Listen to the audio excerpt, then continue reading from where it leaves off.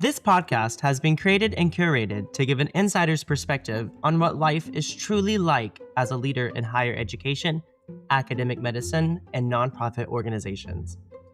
Join Spiro Coaching Institute co-founders Kara Pinfield and Rob Kramer as they talk to a wide variety of leaders from these sectors, gaining a holistic perspective into the opportunities, stressors, and delights that come with leading in these unique environments. We hope you enjoy listening. Hello and welcome. We're delighted you are listening. My name is Kara Penfield. I'm from the Spiro Coaching Institute, and I'm here with my co-founder and fellow partner, Rob Kramer. My friend, how are you today? Hey, Kara. It's good to see you. I'm so excited for our guest today. It's really going to be a great one. Rob, would you like to introduce our listeners to today's extraordinary guest? Of course. I would be so happy to. We are thrilled to welcome today's guest, Dr. Adia Ross, newly announced and now sitting president of the Atrium Health Wake Forest Baptist High Point Medical Center in High Point, North Carolina. Prior to that, she served as the chief medical officer, where she oversaw patient safety and quality, provider experience and care models, and several service lines. She has a background in internal medicine and healthcare administration and previously held leadership roles in the Duke Health System. Throughout her career, Adia has held a wide variety of leadership roles spanning quality and safety, physician and APP practices, case management, and resident education. She's also maintained an active clinical practice while serving as an associate professor. God knows when she sleeps, but that's another question we'll ask in a couple minutes.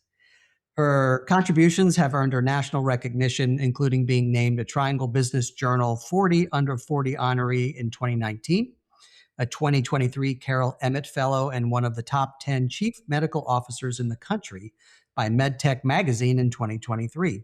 She is basically the bestest, coolest physician president ever. Dr. Ross, welcome to our little podcast. Oh, thank you. That was a great introduction. That was really nice. It's been awesome. People are great, or they make success because of all the people that have helped them. So it's great to be able to talk to you and Kara today. Awesome. Adia, I'm so excited to see you. It's been years. I can't even count how many years. And I want to get started with a fun question. What was the first concert you ever attended? Oh, New Kids on the Block. Wow. New Kids on the Block. I mean, it was in St. Petersburg, maybe it was Tampa, Florida. And if the listeners, you can't see the big smile that was on my face because I had the pillowcases, the t-shirts, the albums. And so, and honestly, if they came back into town, I'd probably go and could still remember all the moves. It was great. You are so a child of our generation, Dr. Ross. That's fantastic. That's awesome. And so, Adia, I'm curious to know if the answer to this next question is the same or different. What was the best concert you've ever attended? Let's see, the best concert. I saw, I'll say I saw Janet Jackson with my dad when I was a little girl. And that was probably one of the best concerts. But I think it was mainly, if Janet was amazing, it was during Rhythm Nation. Listeners are not old enough to remember that, but we're even born. But it was just it was an amazing thing just to see her performance and the level of detail. And I was probably 8 or 9 years old, and then experiencing that with my dad was just really special. Because I'm imagining now as a parent, probably in his 40s, sitting with these screaming girls watching Janet Jackson was probably not on his list of activities, but just that bonding with your kid, so that was real special. Well, that's when it gets dad points. Yeah. Sorry, Kara, what were you saying? No, I was going to say, it sounds like a bucket list moment for you and your father, for sure. Yeah. So, Adia, what is energy giving to you? You mean like in life or just like? Yeah. What gives you energy? Well, I'd say, let me start with work. I think doing things that matter, mission-driven work just really makes me so happy and helps me persist, beyond any kind of obstacles you face. I think my spiritual life is energy giving because it's a foundation and allows us to make meaning out of all the chaos that is life. And I think my family, because I think and my husband and my kids keep me grounded, and help me continue to be a better person. But those are kind of the things that I think give me energy. Beautiful. How about the flip side? What's energy draining to you? Oh, okay. Uh, We only have an hour, Adia. oh, I mean, I would say at work, I would say analysis paralysis. Those that know me I have a bias towards action. So I think, and not doing things that really seem like they're of value, and then getting to, I think it's important, organizations are socio-technical places, right? So it's as much about relationship as it is about the work, but I think getting bogged down and not being able to kind of take a step back, and yes, we got to think about how to navigate things, but making sure what we're navigating is the right thing, and so that can be kind of draining. It's like making sure that through that we're not getting so bogged down in the dynamics that we're forgetting what we're trying to accomplish. Thanks for that. I'm wondering, Adia, you're relatively new in this fantastic role you've taken on. What's something you're fascinated about right now?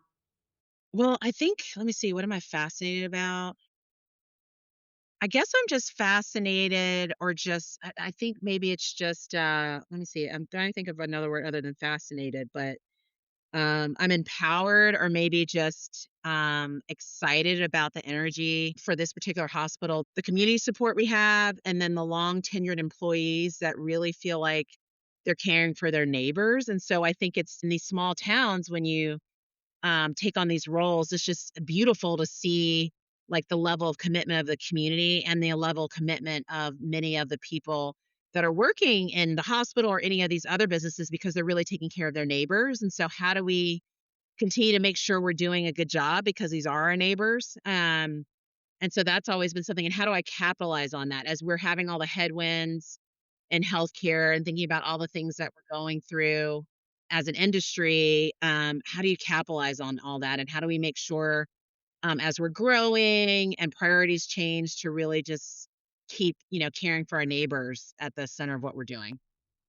Yeah, it seems especially important at a hospital like High Point.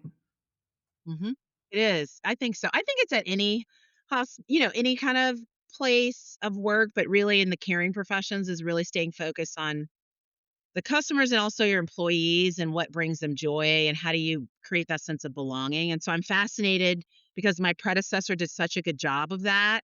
And so making sure, understanding as I'm transitioning, what is the secret sauce in that, and how do you not lose that as you grow and new people in, but then also preparing the organization for the future of whatever the unknowns are. Beautiful. All right, you ready for some speed round questions, Adia? Sure. Ketchup or mustard? Oh, catch up. Porch swing or recliner? Oh, porch swing, like, in the evening with a nice wind blowing. Oh, well, you answered my next one. Mornings or evenings? I think evenings. Nice. And books or movies? Oh, books. Oh, do you have a favorite book? I'm trying to think, man, because I read a lot. You are a voracious reader. Or a recent book that jumps out to you that you love? Um, well, there's a couple, and I think there was, well, one of my favorite books right now, because I've been reading a lot of Richard Rohr, but he wrote this book called The Tears of Things, and it's just about, I think, about how to be, I would say, a compassionate and mature social justice activist. But what does that really mean to do that? And how do you do that in a way that lifts people up, even though we see that there are things that we think could be different? And Oh, then I think on the leadership side, the other book that I've really enjoyed by Patrick Bolin is called Contemplative Leadership. And it's really this idea about your presence and understanding what it means to be a leader, and how that inner work, like your executive presence and how you show up, is really based on the inner work that you have and understanding those things. And so that's just been, at this point in my professional career, just very important, because I think what we embody as leaders is really important. When I meet people that I feel like are so rooted, and they seem to be able to have discernment, and throughout the chaos, it's like, what's in that secret sauce? And I think that book kind of breaks down some of that inner work that has to occur, so that wonderful. you're not only that you get these roles, but that you're coming from a stance of maturity, if that makes sense. Makes great sense. Great sense. We talk a lot about developing self in order to lead others. How do you empower others to be a leader? I think part of it is just number one, getting to know people, right? Like knowing what their strengths are, talking to them about understanding where they're coming from, what their career goals are, and then, working with them to lift them up and giving them opportunities to grow and to feel safe to make mistakes. So I think some of it is once you learn a skill, then who can you turn to and teach how to do it? And I think that that is one of the best ways to do it is really telling people like and even in my role now because I'm going from I was in the organization now I'm switching roles. And so how do I when people see as I'm reorienting myself as saying no no no we've worked on this empowering them to actually come up with a solution. Like I was having that conversation the other day. It's like, nope, you guys got it. We've talked about kind of philosophically how to approach this. We've worked together for the last 2 years. You can come up with the solutions, and we can talk about them later. So I think it's just lifting people up, knowing that they know that you believe in them and that it's okay that they can make a mistake, but that you really believe and trust that they can come up with the best solutions. And I tell people all the time, go do, feel empowered to do, proceed until Mhm. apprehended. And if we have to go back and do a post-mortem on it, it's fine. Beautiful. A little follow-up nuance question, because you're moving from chief medical officer or have moved chief medical officer to president.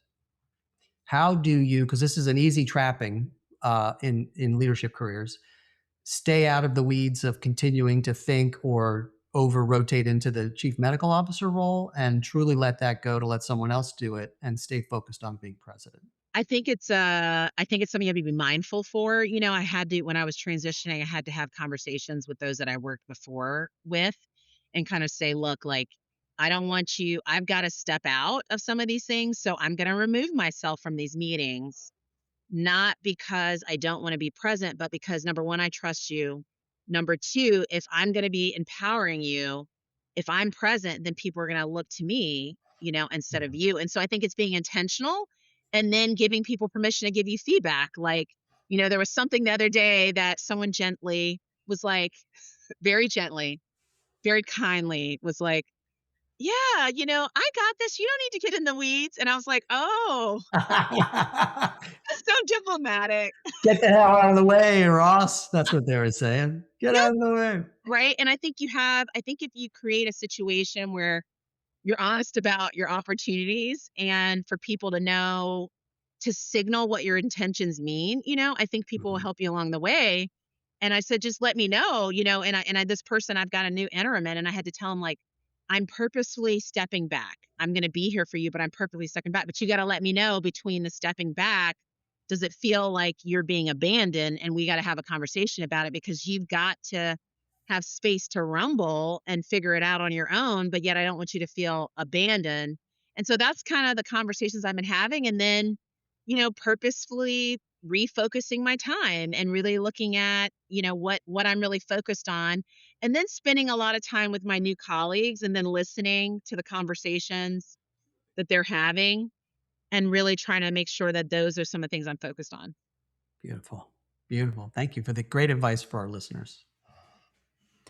Adia, I'm going to pivot a bit. I'm curious to know what's a personal hobby or goal you haven't yet learned or mastered? I always like stop and start knitting. I always have wanted to knit. I find that to be like, but then, my daughter and I would knit something and then something else would happen. I'd stop doing. So I think knitting and then also photography.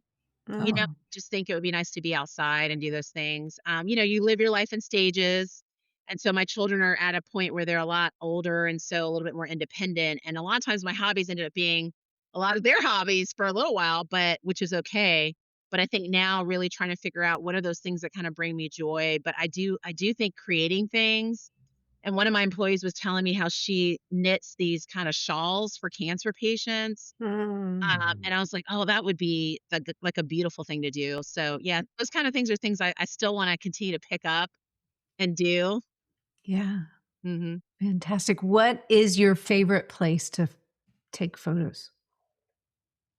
Well, I just think being honestly, just going on a walk and Mm. just looking at trees, like, I think I listened to this podcast one time about the intelligence of trees. It was probably on Mm. Gross with Fresh Air or something. That made me really look at trees in a different way. And I find them to just be so beautiful, and thinking about them in the sunlight and what they provide for us as far as life. And so I don't really have like per se, just being outside and thinking about light and what those different nature really has to show us and the beauty of it. Yeah. Hmm. So in your new job, Adia, as president of the hospital, what's something new you and or your team are working on? I think we're just working on scaling for impact probably is really, I mean, this hospital is amazing. Like it's really in a good spot and we have really good people. The question is, how do you have one foot in the present and not break what's working, but then also prepare yourself and think about who you need to become to level up for the future. And so really trying to figure out like, okay, from my standpoint, it's more like things are going well, but do we understand why they're going well so we can hardwire things? You know what I mean? And understand what the key drivers are so that if different conditions happen, we know what we're doing and what are the tactics that are really underlying the successes that we're having. And so to me, that's important. And then I think it's just, again, we have so many talented people. How do we continue to build a stewardship mindset that isn't just based on, individuals being amazing and talented and invested, but how are the systems in place so that we all are just stewards for the time period we're here, whether that's 40 years for some of my employees or 7 years or 2 years. And so how are we making sure that the systems are in place so that the community can continue to revitalize itself regardless of the leadership team? So those are some of the conversations we're starting to have. I want to turn back to a second speed round, sporting event or the library? Oh, library. I love a good book. Play or musical? Musical, definitely musical. Mhm. Definitely musical. What's your favorite musical?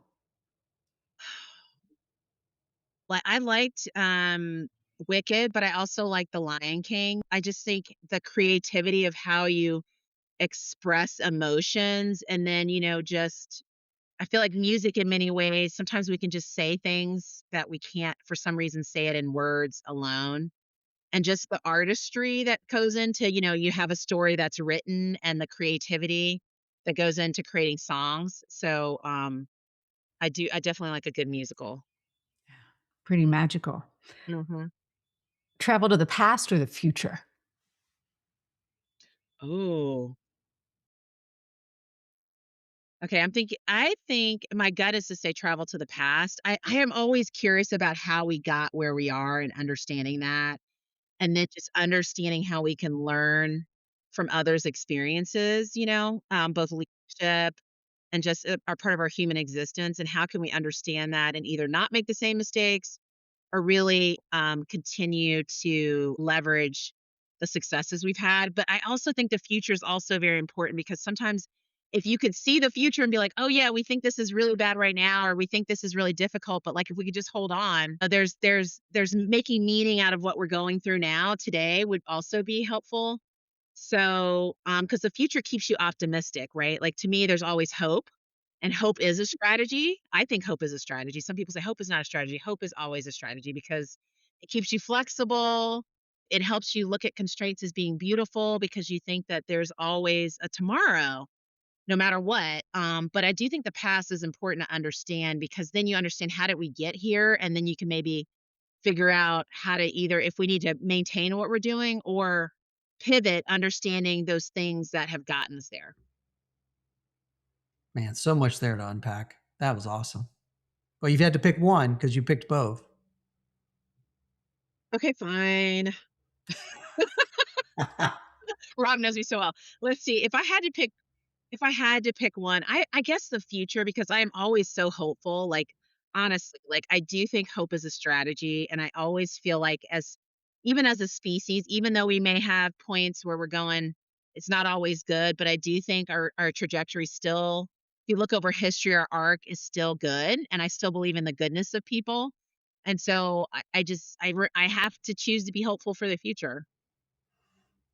I love it. You said hope is a strategy. So that's Mhm. kind of like a phrase. If you could actually tattoo any phrase on your arm, what would it be?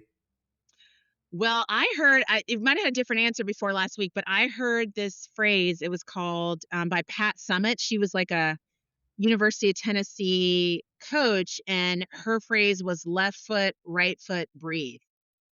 And I was like, oh, well, what does that mean? I can't remember who it was that was talking about that, but it's just this idea that even when you have adversity or you're going through something, just take a step towards whatever future you want to have, and just that idea of incremental process. And so yeah, I think I would have that, because that's really just, I feel like that's life, is like no matter what, it's like, you know, left foot, right foot, breathe. Beautiful. I'll look for it on you next time I see you. There's so much to ask you, Adia. What do you want to learn next? I don't know, there's always so much to learn. I think I just want to continue to learn how to continually keep people motivated to bring out the best in them and the best for our patients, right? And how do you really do that? And how do you systematize that? And I've been lucky to have some really good examples of people that have built great cultures. And so just really continue to understand, how do you balance staying focused on the outcomes that we really need, but thinking about how we're getting those outcomes in a way that makes patients, for me in my industry, makes patients feel the love that we're putting into to what we're doing, and then also makes employees continue to want to be here when they have lots of choices, you know? And so I think it's just continue to think about how you build culture, and really understanding that, and then understanding what are those leadership behaviors that I need to continue to embody, but then also model and brainstorm with the leaders one layer but beneath us, to continue to create community. So I think that's really what I think about, is like, how do I continue to learn how to create community? Because there's always going to be something that is less than ideal. There's always going to be some headwind that we have to, that's just life, right? And so how do you continue to make sure people feel that where they work is a place of hope and comfort, and where they can bring their talents and feel seen and heard, and yet we're still doing what we need to do to take care of our patients. Fantastic. All right, another speed round for you. Ready? Willows or oak trees? Oh, oak trees. My son's middle name is Elon, and that's like, in Hebrew, it's like oak tree. So I like an oak tree. Oh, I think because they're like just so sturdy and strong and deep rooted. So definitely an oak tree. oak Mhm. tree. All right. Sweet or salty? Salty. Salty. So Hmm. popcorn, not candy, if you go to the movies? Oh, definitely kill some popcorn. Popcorn. See, I like, this is a total aside. I like what's called movie salad, where you take peanut M&Ms and you put it in your popcorn, and then you get a little bit of sweet and salty. Oh, okay. Yeah. That's like Yeah. kettle corn, kind of. You like kettle That's a corn? little sort of have kettle cornage. Yeah. Yeah. And a little crunch. Anyway, we're getting way off topic. Because you like books, Adia, new books or used books? I kind of actually like used books when I get them from Amazon, and you see other people's like little notes in them. Mm, Like, you're just like, oh, this was helpful to somebody else. And I find that even in Kindle, like seeing even though they're not used, but like seeing other people's highlights. mm, I find that I like seeing that, and seeing like the pages worn, and just wondering who held this book and what did this book mean to them, you know? mm. Nice. Mhm. It's like walking through a building, an old building. Yes. Wondering who's been in it or been through it? Yeah. Yeah. Yeah. Who's And walked thinking through about it? all the people, like even in this new hospital, when I talk to the community and thinking about all the people that have been born in these, been born here, or who had family members that transition, it's just like there's so much richness and history within a building, so Mhm. many lives. So yeah, I can understand with that, Kara, like walking through a building is kind of similar to old book. Yeah. Speaking of books, if you were to give a book as a gift, what book would it be? Hmm. I do like Parker Palmer's Let Your Life Speak, which actually Rob gave me. So I do like that book. I also really I thought it was just beautiful. I liked Valerie Carr's See No Stranger. I love that book.